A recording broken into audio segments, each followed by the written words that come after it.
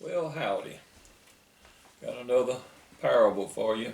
And out of all the parables that the Lord has given me, this is one of my very favorites. And it was the kids, one of their favorites. They would sit there and they really get a kick out of it. But the name of it is Free Spirit. How safe is your dwelling place? Once upon a time, there was a small grove of trees in a very large forest. It was an ideal home site for many of the animals of the forest. In this grove of trees lived these characters. There was Safe in his nest Squirrel, who lived in a nest way up in the top of a tree. There was Straddle the Fence Possum, who lived in the hollow part way up an oak tree. There was Stir Up a Stink Skunk, who lived in a den in the roots of a large tree. And Swift on his feet Rabbit lived in a brush top next to a tree.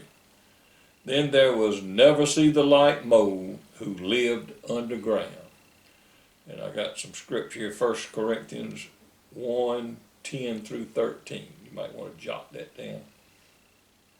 And in this small grove of trees there was a continuous argument over whose dwelling place was the best and the safest.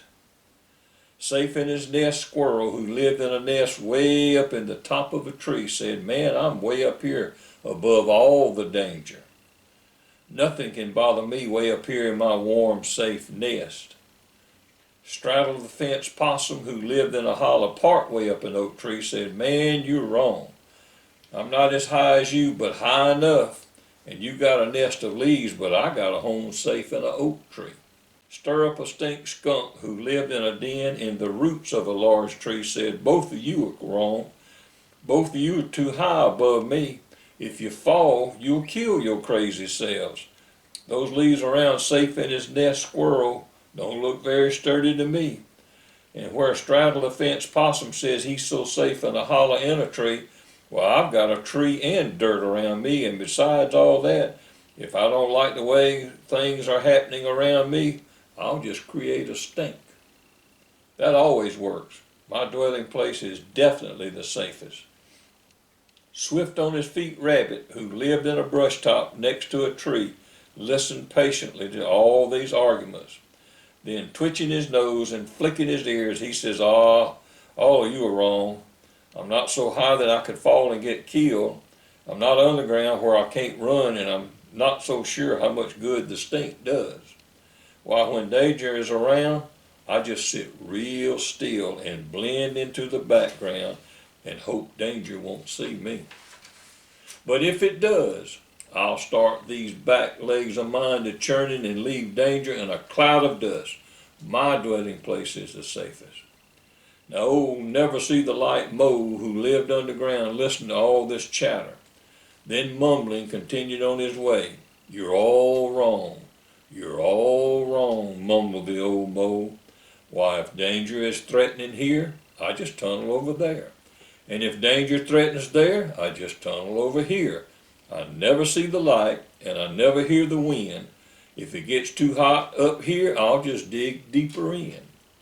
Mumble, mumble, mumble.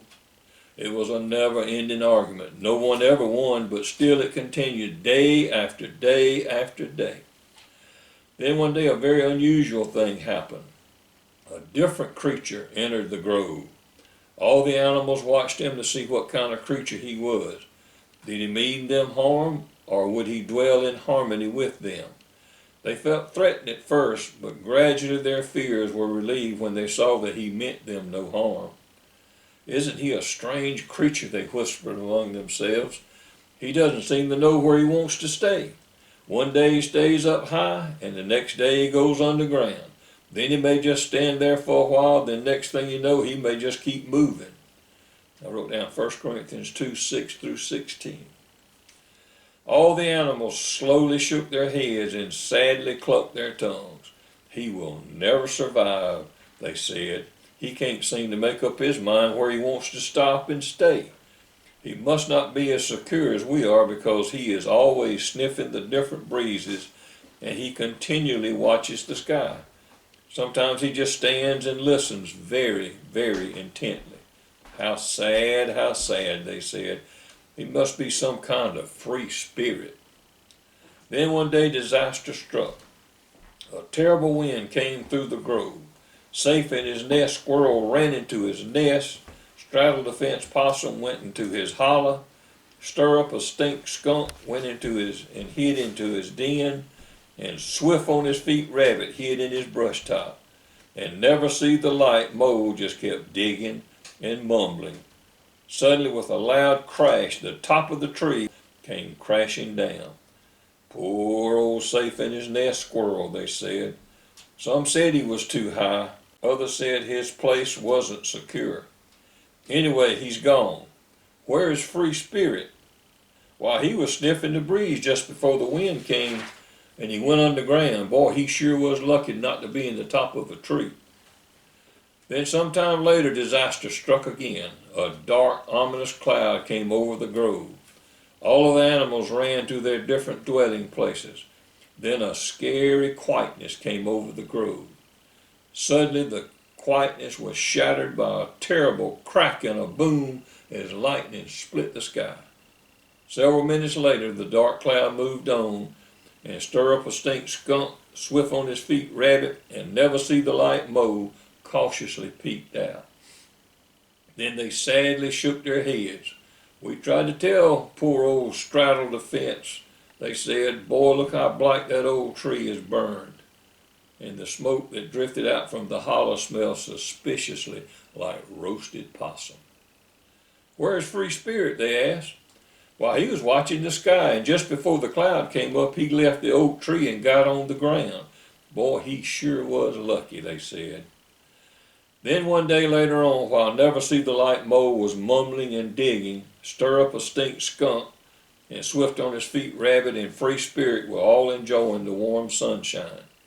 Suddenly, Free Spirit sniffed the breeze and listened very intently, then turned and started climbing a tree. Danger is approaching, he said. Swift on his feet rabbit ran to his brush top and got very still. Stir Up a Stink skunk got closer to his den. I don't see any danger, but I'll be ready to run just in case, he said. Then there was a cracking of limbs and shuffling of leaves, and into the grove ambled a terrible bear. With a screech of fright, Stir Up a Stink skunk jumped into his den. With an awful roar, the bear ran to the entrance of the den, and reaching in, he began to dig and claw and grope for Stir Up a Stink skunk. All of a sudden, a terrible stink came out of the den. Phew, said the bear, I sure hope he tastes better than he smells. Then with a scream of fright, poor old Stir Up a Stink skunk disappeared between the jaws of the bear. Licking his chops, the old bear rumbled off, muttering, not bad once you get by the smell. Swift on his feet rabbit breathed a sigh of relief. Boy, I'm sure glad I didn't put my trust in a hole in the ground, he said. If that old bear had seen me, I would have broken the sound barrier leaving this place. Old Never See the Light mole just kept mumbling and digging. Tried to tell them, he mumbled. After the danger was past, Free Spirit normally came down from the tree, but this time he stayed. Beware, Free Spirit called, more danger approaches. And into the grove walked a sly old fox. Sniffing the air, he caught wind of Swift on his feet rabbit, but he knew if Swift on his feet rabbit started those legs to pumping, he would never catch him.